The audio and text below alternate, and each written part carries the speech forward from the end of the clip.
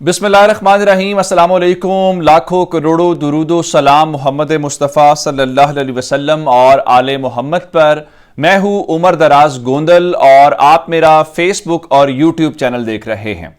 ये हुकूमत जो इस इक़्तिदार के अंदर है आई तो इसलिए थी कि चलिए इमरान खान को निकाल देते हैं और निकाल देने के बाद हम अपने केसेस ठीक करवाएंगे, मईशत बाद में देखी जाएगी। लेकिन यह पता नहीं था कि आपका आना इस मुल्क के लिए कितना बोझ साबित होगा, कितना महंगा साबित होगा, जो कि अब साबित हो रहा है। आज कौमी सलामती कमेटी जो पार्लियामेंट की है उसका इजलास होने जा रहा है, जिसके अंदर जनरल कमर जावेद बाजवा और जनरल नदीम अंजुम खुद शिरकत करेंगे। आज की खबर शायद सबसे बड़ी यही हो कि इमरान खान की जो साजिश का एक बयानिया है, इमरान खान जो बार बार कह रहे हैं कि बैनुल अक़वामी ताकतों ने और उसके साथ मिलकर कुछ लोकल हैंडलर्स ने यह साजिश की है जिसके बाद उनकी हुकूमत खत्म की गई है। लेकिन यह एजेंडा होगा। लेकिन मैं आपको असल एक और बात बताना चाहता हूं जहां पे आज ये सारे सर जोड़ के बैठेंगे क्योंकि मसले का हल नहीं निकल रहा।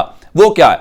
कल मिफ्ता इस्माइल ने कहा था जी अगले एक से आधे दिन के अंदर, 1.5 रोज के अंदर जो है जो आईएमएफ प्रोग्राम है वो बहाल हो जाएगा। और आईएमएफ प्रोग्राम बहाल होने का मतलब ये होगा कि मार्केट के अंदर इस्तेहकाम आ जाएगा, डॉलर कंट्रोल में हो जाएगा। हत्ता कि वो तो दावा जो इस वक्त गवर्नमेंट के लोग हैं वो कह रहे हैं जनाब 182 रुपए के ऊपर लेके आ जाएंगे। लेकिन ये जाहिर बात है दावे हैं, हकीकत का इसके दूर दूर तक ताल्लुक नहीं है। अब कल वाली बात कुछ और थी, आज वाली बात जरा सुन लीजिए।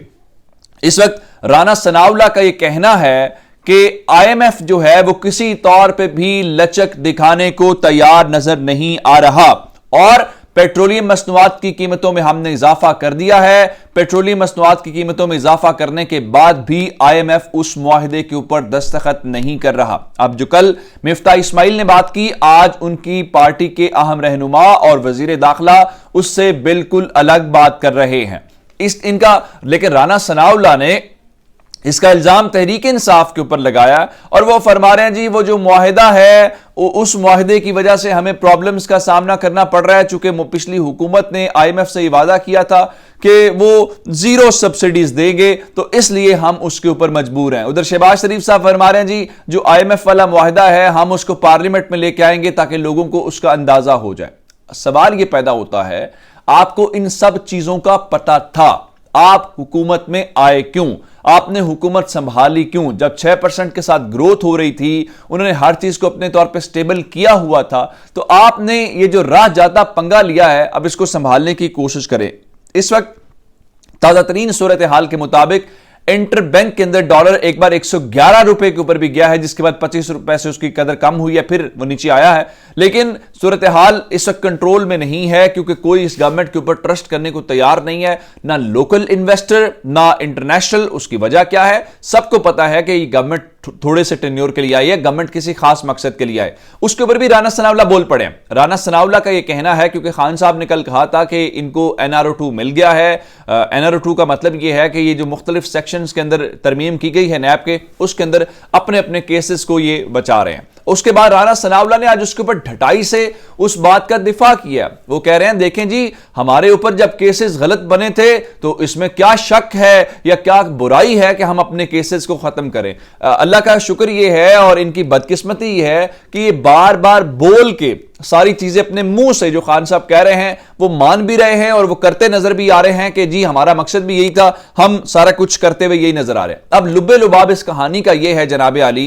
कि इनको आईएमएफ से मुकम्मल तौर पे जवाब मिल गया है। अब ये जो कौमी सलामती कमेटी का आज का इजलास है उसमें सिर्फ खान साहब की साजिश वाली बात नहीं होगी, उसके अंदर ये इस सारे मामले को कि आईएमएफ पैसे नहीं दे रहा, कोई दोस्त मुल्क पैसे नहीं दे रहा। हमें पिछले मंडे को, एक तो कल जो गुजरा है वो नहीं, इससे पिछले मंडे को कहा गया था कि चीन का जो दौरा है उससे पैसे आने वाले हैं, $2.5 अरब आएगा।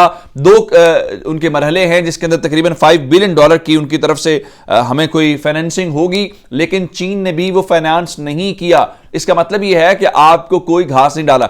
आज कौमी सलामती कमेटी के अंदर इन्होंने सर जोड़ के बैठना है आईएमएफ वाले मामले के ऊपर भी, चीन वाले मामले के ऊपर भी, सऊदी अरब वाले मामले के ऊपर भी, जिसके बाद आज इन्होंने प्रोज एंड कॉन्स ये देखने हैं कि क्या अब इलेक्शन में जाएं, अब करें तो करें क्या, क्योंकि खान साहब तो बाहर बैठ के आपने निकाल तो दिया, लेकिन आपने गाड़ी आपको मिल गई, आपको गाड़ी चलाना नहीं आ रही, इसलिए इसके ऊपर ये सारे परेशान है। एक और खबर इसके साथ सुन लीजिए।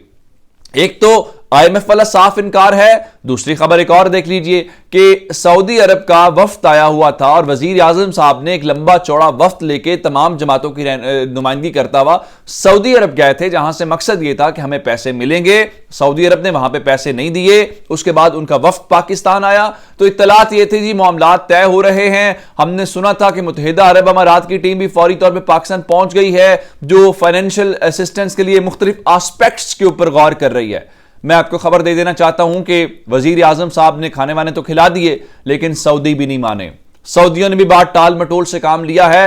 हां, उन्होंने एक बात जरूर की है कि हम जनाब अली इसके ऊपर आपको पैसे उस तरह से इमदाद की सूरत में आप नहीं दे सकते, लेकिन यह जरूर कर सकते हैं कि आपके मुल्क के अंदर कोई थोड़ी इन्वेस्टमेंट कर देते हैं। इन्वेस्टमेंट कितनी है? $1 अरब। और ये वही सऊदी अरब है जिसने इंडिया के अंदर $100 अरब से ज्यादा की इन्वेस्टमेंट की थी।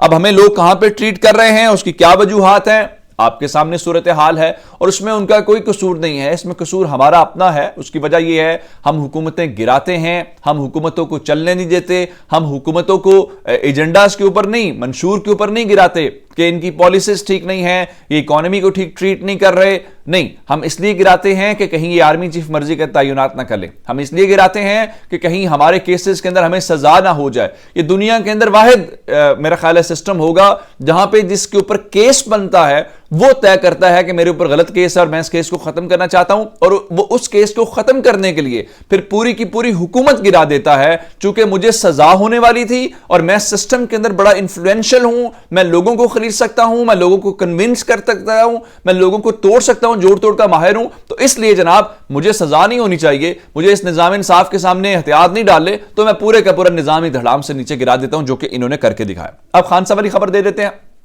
खान साहब बार बार कह रहे हैं कि उनको थ्रेट है। उन्होंने सियालकोट जलसे के अंदर बात की, उसके बाद उनके जो मीडिया एडवाइजर हैं फयाजुल हसन चौहान साहब, उन्होंने तो बाकायदा ट्वीट करके वो उस खबर के ऊपर स्टैंड कर रहे हैं कि जी खान साहब के हवाले से इन्होंने कुछ फैसले किए हैं। अब खान साहब के हवाले से सरकारी थ्रेट अलर्ट जारी कर दिया गया है, और जो सीटीडी इदारा है उसने खान साहब के हवाले से बताया है कि एक शख्स की खिदमात हासिल की हैं जो मुमकिना तौर पे खान साहब को टारगेट कर सकता है, और ये जो special counter terrorism department Khyber Pakhtunkhwa है उन्होंने तमाम तर तफसीलात जारी कर दी हैं, और अगर अब भी ये काम इसके ऊपर नहीं करेंगे तो इसका मतलब ये होगा कि फिर वाकईतन ये नॉन सीरियस हैं, और जो फॉर्मर प्राइम मिनिस्टर की सिक्योरिटी बनती है कम से कम खान साहब को वो तो आप अंदाजा इस बात से करें कि मरियम बीबी जिनके पास ना कभी पहले कोई पब्लिक ऑफिस रहा है ना अब वो किसी सरकारी ओहदे के ऊपर है, सिर्फ फर्क यह है कि वजीर आजम की भतीजी हैं, फर्क यह है कि साबिक वजीर आजम की बेटी हैं, फर्क यह है कि वो इस सिस्टम की लाडली हैं,